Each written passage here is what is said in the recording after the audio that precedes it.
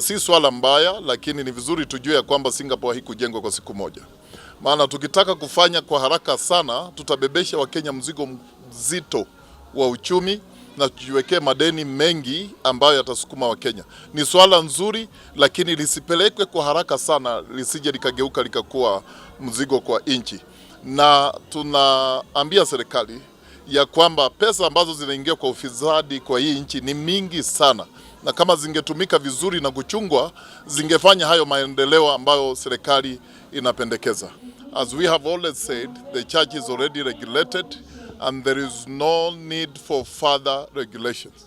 If the government continues with this process, we want them to know that they are forcing it on us and we are not accepting it. We want to advise the government that there are priorities in this nation.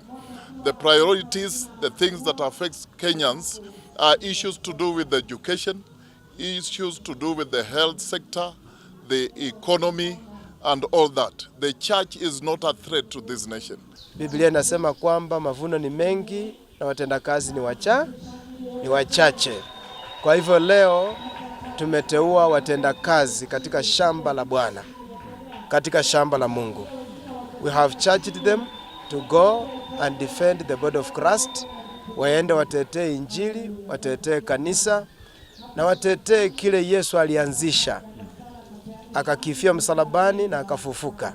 Nimekuwa kwa wale ambao wamekuwa ordained leo, na nifurahi sana kuingia katika hiyo ofisi ya reverend. Nitafanya kazi ya Bwana, nitasaidia nchi yetu, nitasimama na wale ambao wako na shida mbalimbali, tutakuwa pamoja na wao.